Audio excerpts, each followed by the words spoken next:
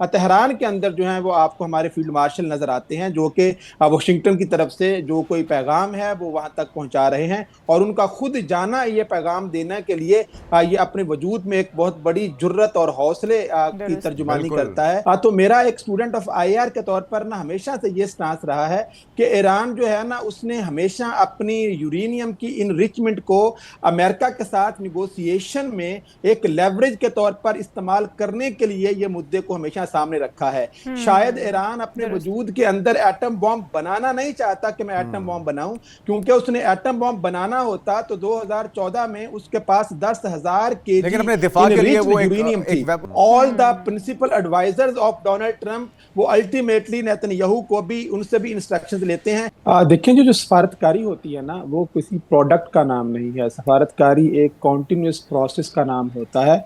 और पाकिस्तान ने जो इनिशिएट इस्लामाबाद टॉक्स के नाम से लिया था, उसके जो सम्राट हैं वो अब हमारे सामने आना शुरू हो गए हैं। एक तरफ कोई 49 ईयर्स की राइवलरी है अमेरिका और ईरान के दरमियान में, और दूसरी तरफ आप कहो कि 21 घंटों की सफारतकारी के नतीजे में वो राइवलरी ख़त्म हो जाएगी, तो ये इंतहाई गैर हकीकत पसंदाना बात होगी। लिहाजा जो पाकिस्तान ने निगोसिएशंस का स्टेज सजाया था इस्लामाबाद के अंदर, तो अब इस्लामाबाद टॉक्स पार्ट 2 जो है वो इंशाल्लाह ताला पाकिस्तान के अंदर होने जा रहा है। और इस पाकिस्तान की जो सफारती तारीख है, सफारतकारी की तारीख को अगर आप स्टडी करते हैं ना, तो ये पाकिस्तान अपनी सफारतकारी की तारीख का जो बेहतरीन जो दौर है उससे गुजर रहा है। और इस वक्त पाकिस्तान ने जिस तरीके से बीजिंग से लेके वाशिंगटन तक और तेहरान से लेकर रियाज तक जिस तरीके से इन तमाम इलाकाई और आलमी ताकतों के मफादात को मलहूज़े खातर रखते हुए इंतहाई एहतियात के साथ जिस तरीके का तवाज़ुन कायम किया है अपने ताल्लुकात के अंदर, वो अपनी मिसाल आप है। देखें, तमाम जो आलमी ताकतें होती हैं ना उनके अपने अपने मफादात होते हैं। तो इस वक्त वज़ीर आज़म साहब जो हैं वो इस वक्त आपको जो है वो 3 जो ममालिक हैं हमारे पास, तुर्की है, सऊदी अरेबिया है, वहाँ पे और कतर का दौरा करते हुए नजर आ रहे हैं। और दूसरी तरफ तेहरान के अंदर जो है वो आपको हमारे फील्ड मार्शल नजर आते हैं, जो कि वाशिंगटन की तरफ से जो कोई पैगाम है वो वहाँ तक पहुँचा रहे हैं। और उनका खुद जाना ये पैगाम देने के लिए ये अपने वजूद में एक बहुत बड़ी जुर्रत और हौसले की तर्जुमानी बिल्कुल। करता है कि वो मुल्क वॉर के जोन जो में। इस वक्त जहालतें वॉर जोन के अंदर है, और अभी तक ब्लॉकेड जो है वो वॉर ऑफ एक्ट के नाम से अभी वो जंग एक तरह से जारी है। तो देखिए, पाकिस्तान की सफारती कोशिशों के नतीजे में हर वो दिन जो कि धमाकों के बगैर गुजर रहा है ईरान के अंदर, हर वो दिन जिसके अंदर कोई इंसानी जिंदगी जंग के नतीजे में नहीं जा रही है, वो अपने वजूद के अंदर पाकिस्तान की सफारतकारी का और उसकी कामयाबी का मुंह बिल्कुल। बोलता अच्छा हुआ फानी साहब, सबूत है।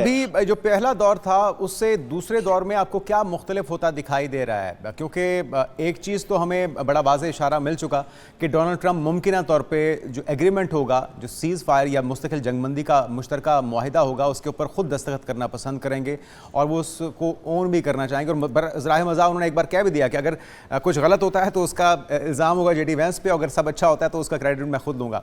अच्छा, तो वो क्रेडिट तो वो खुद लेना चाहेंगे, लेकिन मुख्तलिफ क्या होगा, किस चीज़ पे आपको ब्रेक थ्रू होता दिखाई दे रहा है? आपने हुर्मस वाला मामला, उसके ऊपर बड़े इंपॉर्टेंट बयानात आए, उसको खोलने की बात हो रही है, चाइना को खुश करने की बात हो रही है, कह रहे हैं कि चाइना ने भी हमें यकीन दहानी करा दिया कि वो कोई किस किस्म के वेपन्स ईरान को नहीं देगा।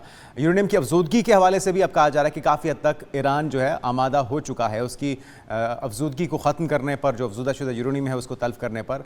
और कौन कौन से पॉइंट हैं, जो अकाउंट्स के अनफ्रीज करने वाला मामला है, जो सैंक्शंस हैं, ये सारी चीज़ें आपको लगता है कि सेटल डाउन होने जा रही हैं और एक देरपा मुस्तकिल अमन की सूरत में आपको दिखाई दे रहा है कि कोई सेटलमेंट होने जा रही है? देखें, जो आपने पहली टॉक्स और इन टॉक्स की डिफरेंसेस की बात की है ना, तो पहली टॉक के अंदर जो इस्लामाबाद में हुई थी, तो दोनों फ्री कैन ने ना अपनी जो मैक्सिमलिस्ट पोजीशंस थी वो ली हुई थी। ये बिल्कुल ऐसे ही है कि जब हम घर बेचते हैं या घर खरीदते हैं तो दोनों फ्री कैन आके अपनी मैक्सिमम जो डिमांड्स होती हैं ना वो सामने रखते हैं, और उसके नतीजे में वो फिर वापस चले जाते हैं, फिर आके बैठते हैं कि अच्छा थोड़ी सी हम मजीद निगोशिएशन कर लें।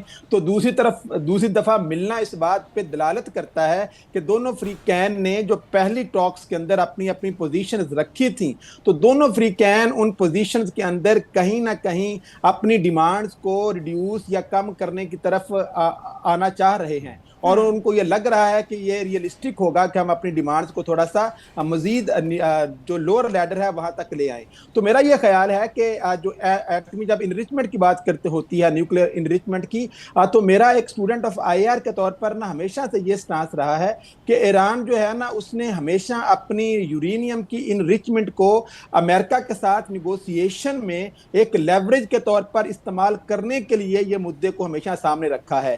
शायद ईरान अपने वजूद के अंदर एटम बॉम्ब बनाना नहीं चाहता कि मैं एटम बॉम्ब बनाऊं, क्योंकि उसने एटम बॉम्ब बनाना होता तो 2014 में उसके पास 10,000 केजी लेकिन अपने दिफा के लिए वो यूरेनियम थी। उसको एक ऑप्शन के तौर पे रखते हैं। लेकिन आपको लगता है कि दूसरा दौर हतमी होगा?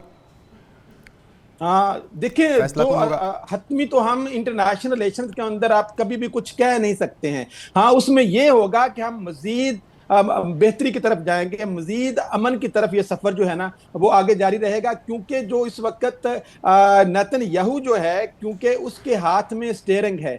All the principal advisers of Donald Trump वो अल्टीमेटली नेतन्याहू को भी, उनसे भी इंस्ट्रक्शंस लेते हैं। जैसे जेडी वैंस भी कह रहे थे कि वो जब वापस जा रहे थे इस्लामाबाद से वाशिंगटन, तो उन्होंने वापसी पे नेतन्याहू को वो सारी सूरत हाल भी बताई। तो नेतन्याहू वो एंटिटी है जो कि इस जंग को जारी रखना चाहते हैं। फानी साहब, फिर तो नेतन्याहू से मुज़ाकरात नेतन्याहू से होने चाहिए, उसके तहफ़्फ़ुज़ात भी सुनने चाहिए, या फिर उसको भी ताकि कल को अगर फिर दोबारा छेड़खानी होती है तो क्या अमेरिका साथ नहीं देगा? डेफिनेटली देगा, लेकिन छेड़खानी इजराइल की जानिब से की जाती है, नेतन्याहू की जानिब से की जाती है। तो आप नहीं समझते कि नेतन्याहू को भी इसके अंदर मौजूद होना चाहिए या वहाँ की लीडरशिप को भी होना चाहिए, ताकि मेक श्योर किया जा सके कि ये छेड़खानी दोबारा नहीं होगी? एक तरफ मुज़ाकरात की टेबल पर डोनाल्ड ट्रंप आते हैं और वो बार बार कहते हैं कि हमारे ईरान के साथ मुज़ाकरात हो रहे हैं, दूसरी तरफ लेबनान के ऊपर जिस तरह से अटैक किए जाते हैं, मासूम बच्चों को निशाना बनाया जाता है, निहत्तों को निशाना बनाया जाता है, तो जस्टिफाई तो नहीं है ये? तो फिर किस तरीके से ये यकीनी बनाया जा सकता है अगर इधर मुज़ाकरात कामयाब भी हो जाते हैं, दोनों फ्री कैन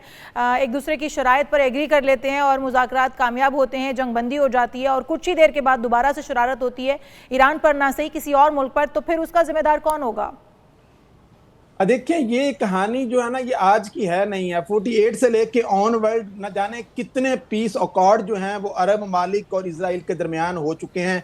कैंप डेविड के अंदर महीनों की मेहनत के बाद कैंप डेविड अकॉर्ड हुआ था। उसके बाद 93 में आपको ओस्लो अकॉर्ड नजर आता है। उसके बाद बारहा जो पीस प्रोसेस हैं वो इजराइल और पैलेस्टीन के दरमियान में और दीगर जो अरब कंट्रीज हैं उनके दरमियान में होते रहे हैं। लेकिन अल्टीमेटली जो नेतन्याहू है या इजराइली जो एडमिनिस्ट्रेशन होती है वो कुछ अरसे के बाद दोबारा से अपने जो मजमूम मफादात हैं उनके हसूल के लिए कोई ना कोई नया शोशा जो है वो छोड़ देती है। लिहाजा ये तो आपने जहन में रखना है कि इन मुज़ाकरात के नतीजे में एक दफ़ा तो ज़रूर किसी ना किसी निगोशिएटेड जो पॉइंट्स होंगे उनके ऊपर दोनों फ्री कैन मुत्तफिक होंगे। और जहाँ तक आपने बात किया कि नेतन्याहू के शमूलियत की, तो जेड कुशनर और स्टीव विटकॉफ जो हैं वो समझ रहे हैं कि वो इजराइल के रिप्रेजेंटेटिव ही थे यहाँ पे, और जब वो तमाम अपनी इंस्ट्रक्शन नेतन्याहू से ले रहे हैं और उनको सारे प्रोसेस के बारे में बता रहे हैं और अचानक से जेडी वैंस का यहाँ से मुज़ाकरात को खत्म करके वापस चले जाना, तो ये सारी बातें इस बात के शैतान ने अपने चेलों को भेज रखा है और